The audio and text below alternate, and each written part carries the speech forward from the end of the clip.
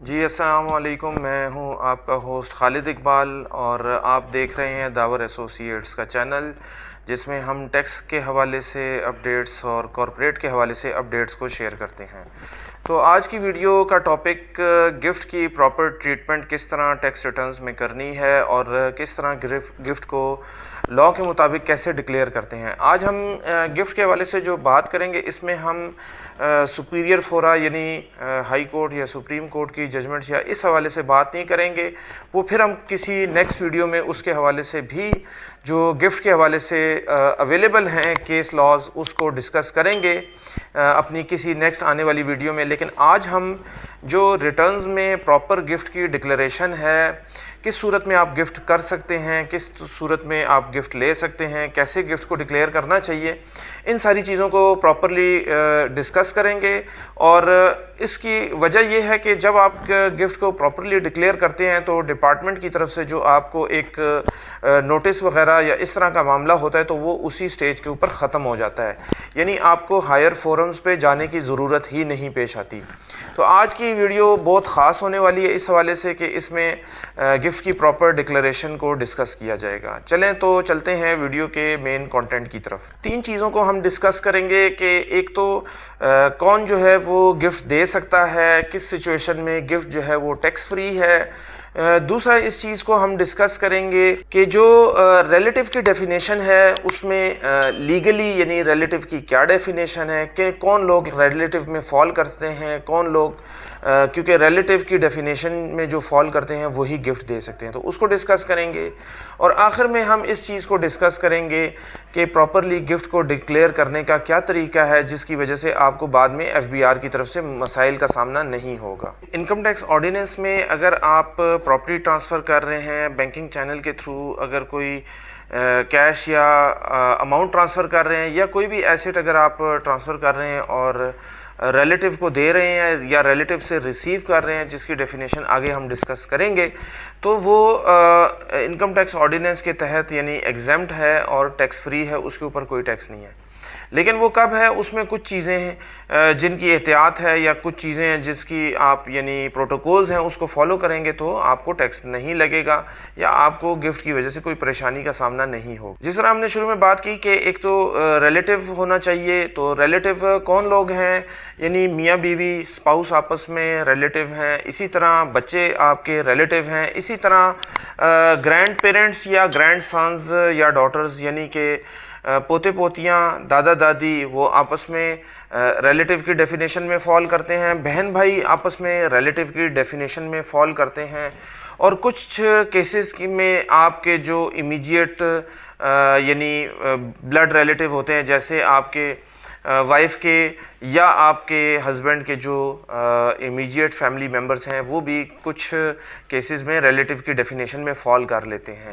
لیکن امیجیٹلی جو ریلیٹیوز ہیں وہ یہی ہیں کہ بہن بھائی، دادا دادی، نانا نانی، یہ لوگ ریلیٹیو کی ڈیفینیشن میں فال کرتے ہیں۔ تو اگر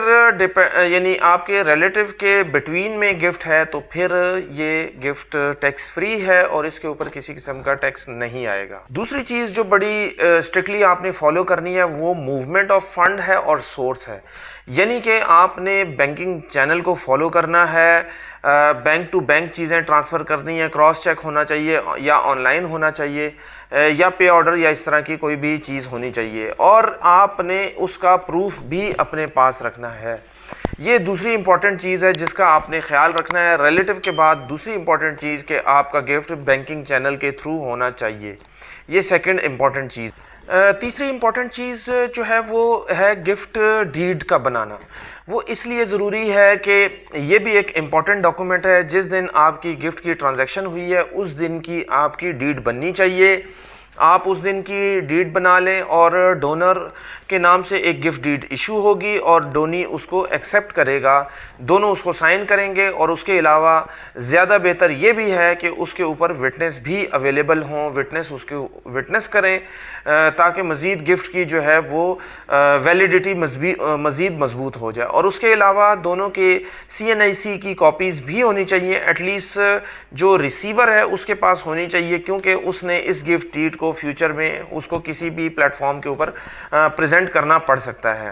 اور پھر اس گفٹ ڈیڈ کو انتہائی سنبھال کے رکھیں، کم سے کم 6 سے 7 سال جب تک وہ گفٹ ڈیڈ آپ کی ٹیکس ریٹرن میں آ رہی ہے اور جب تک آپ کا ٹیکس کا ایئر ٹائم بار نہیں ہو جاتا تب تک آپ نے اس گفٹ ڈیڈ کو سنبھال کے رکھنا ہے۔ آخر میں ہم سب سے زیادہ اہم اور امپورٹنٹ پوائنٹ کو ڈسکس کریں گے، جیسے کہ شروع میں بات ہوئی، وہ یہ کہ جب آپ نے ساری چیزیں کر لیں، ریلیٹیو بھی ہے اور پھر اس کے بعد آپ نے گفٹ بھی بینکنگ چینل کے تھرو کیا اور آپ نے گفٹ کرنے کے بعد یا گفٹ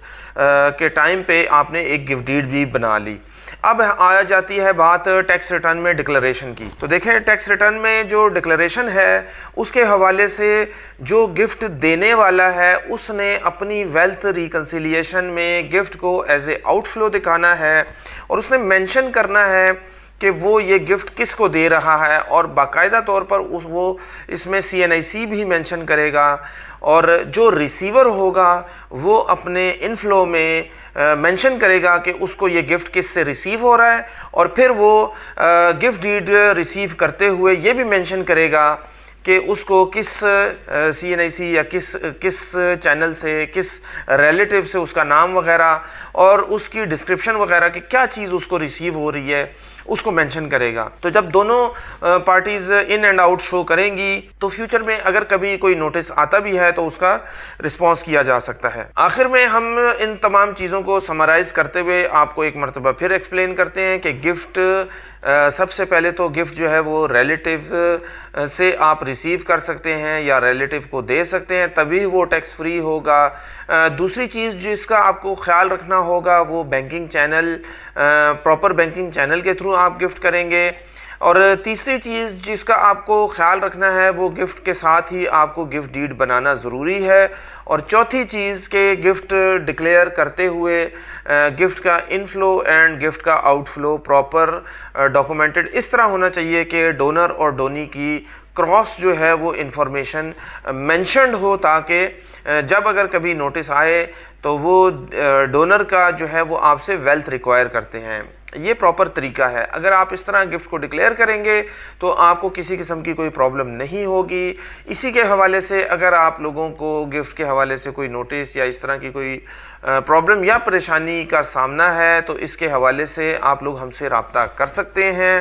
اور اگر کیس لاء یا اس طرح کی ہے سروس تو اس کو بھی آپ ہم سے مشورہ کر سکتے ہیں۔ دوسرا یہ کہ ٹیکس کے حوالے سے، کارپوریٹ سروسز کے حوالے سے،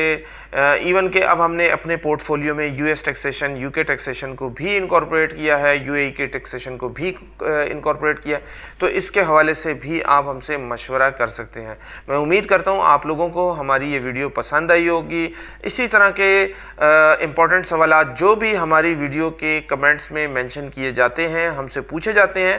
ان کو باقاعدہ طور پر ہم نوٹ ڈاؤن کرتے ہیں۔ کچھ کے سوالات کا جوابات ہم کمنٹ باکس میں ہی دے دیتے ہیں، لیکن اگر کچھ سوالات ایسے ہوں جو انتہائی اہم نیچر کے ہوں، جس کا خالی کمنٹ باکس میں آنسر کرنا مشکل ہو جائے، تو اس کے اوپر ہم پراپر جو ہے دوبارہ سے ڈیٹیل ایک ویڈیو بھی آپ لوگوں کے لیے بناتے ہیں۔ آپ لوگوں کی اسی حوصلہ افزائی کی وجہ سے، ویڈیوز کو لائک کرنے کی وجہ سے، شیئر کرنے کی وجہ سے ہم لوگ آپ لوگوں کے لیے یہ ویلیویبل کانٹینٹ لے کر آتے رہیں گے۔ میں امید کرتا ہوں آپ لوگوں کو ہماری یہ ویڈیو پسند آئی ہوگی۔